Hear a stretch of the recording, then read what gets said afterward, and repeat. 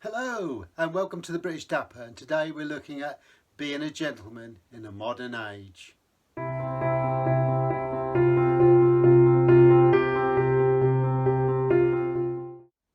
So when it comes to being a gentleman in a modern age, just looking back historically, a gentleman historically would have been somebody of nobility, somebody of a status where they don't have to work. They have estates and lands that provides them with an income. They own businesses that they don't really have to deal with. They just get revenue from the business that gives them an income. And that afforded them the opportunity to do what they felt they wanted to do.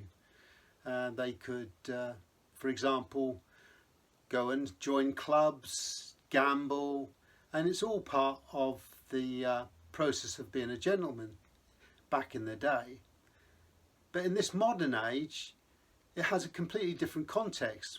In this day and age, we all seem to be working, no matter what your status is.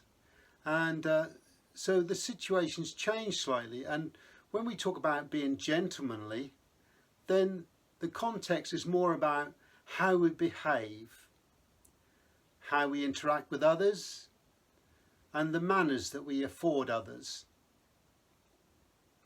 So I would be the first to admit I'm not a gentlemanly person. I have a history of violence, no different to a lot of other people that have served in the armed forces. And that in its own right is a separate institution. You're trained and developed over years to be much bigger than you are. In other words, for example, you know where you are, you know how confident you are about things, you portray yourself in a certain manner and way. It's not arrogance, but it's certainly you're focused, you know what you want, and basically, let's be honest, you don't put up with any crap. So if somebody starts giving it a little bit too much, then you're going to calm them down. And obviously in this context, in a civilian environment, that is not really acceptable. And let's be honest, in this day and age, you can see it in just about any high street. Youths are running around, they've got a lot of mouth, they're giving it a load of abuse. They think that they're going to win the situation over by being obtuse and defamatory of other people. But in truth, they have no backbone behind it, and really they do need a slap just to put them back in place. But that's not a very gentlemanly thing to do. So today we're talking about being a gentleman in the modern age and being more gentlemanly. So I would suggest that when it comes to this, it's how do we conduct ourselves? You know, I'm one of the first to say when I get annoyed or upset about something, then I start swearing and cursing. Now that's great in private life, but when I'm in public, I don't do that. When I'm in a work environment, I don't do that. I become more gentlemanly. I behave myself appropriately. I talk to people in an appropriate manner. And let's be honest, just about every work environment nowadays has certain standards and expectations of you. You know, customer care requirements, as an example. You can't swear and curse at customers, even if they're in the wrong. You have to make them feel welcomed. You have to make them feel that they can express themselves. And you have to manage that in a way that's not going to compromise the company, not going to compromise you, and still try and address the individual's concerns or issues. So if we take that into everyday life, the principle is very much the same. So we behave ourselves in a manner that would be gentlemanly, or our perception of what gentlemanly is. Now in my case, I try not to swear, I smile, I greet people, I'll even open doors up for people if I see them approaching the door. and allow them to go through the door first. I will offer somebody my seat if, for example, there's nowhere for them to sit, as a mark of respect for that individual. And let's be honest, if you're on a bus, as an example, and you're sitting there and there's nothing wrong with your legs, there's nothing wrong with you, and an elderly person gets on the bus and has to stand for a length on the journey, then isn't it right to appropriately offer that person your chair while they might need that rest? You know, they might struggle with their ability to stand, whereas you might not.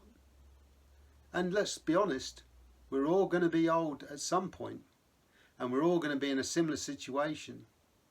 And wouldn't it be nice if we were passing on something? Other people witness you offering that chair. They register the fact that you acted gentlemanly, but also you impress them on their future and how they behave. So when it comes to the final thing, people giving it a load of mouth, bad mouthing you, I think we have to look at, why do they do that? Is it because they feel inferior to you because of the way you dress, the way you behave? Is it because, not that they should feel that, but it could be just because they've never dressed like that, they don't know anybody that's dressed like that, they don't know anybody that behaves like that. And the modern culture is to give it a lot of swear words and making yourself pumped and big and making yourself look aggressive and let's be honest, it's probably just a way of protecting ourselves in the modern world that we live in. Some of the hardest men I've ever known, they don't act like that. They don't need to act like that. Just their presence alone is enough to enforce how hard they are, how dominant they are in a situation.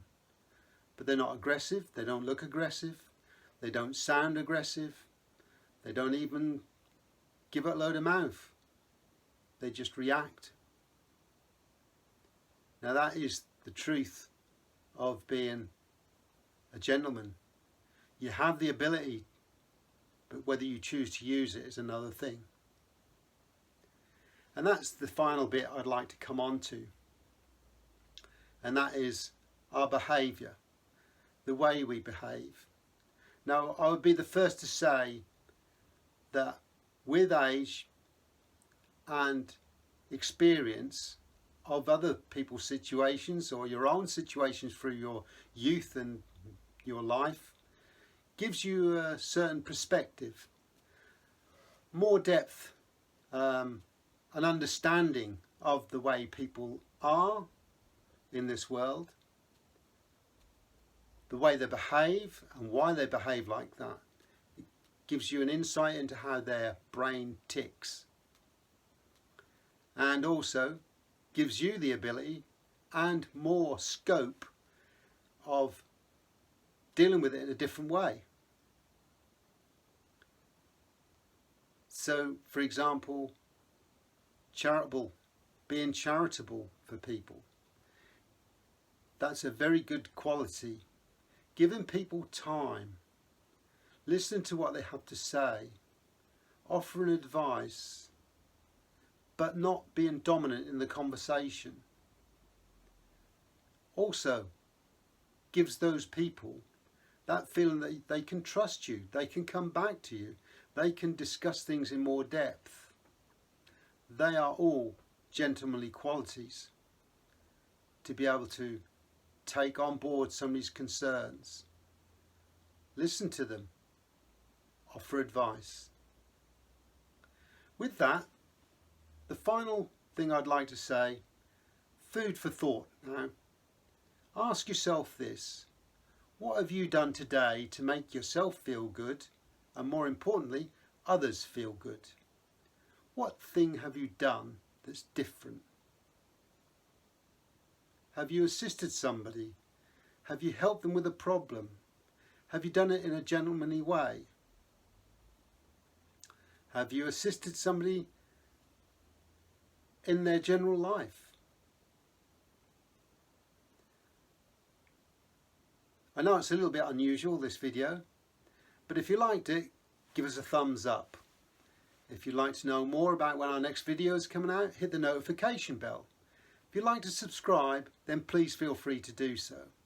If you want to make a comment, then please put one down below.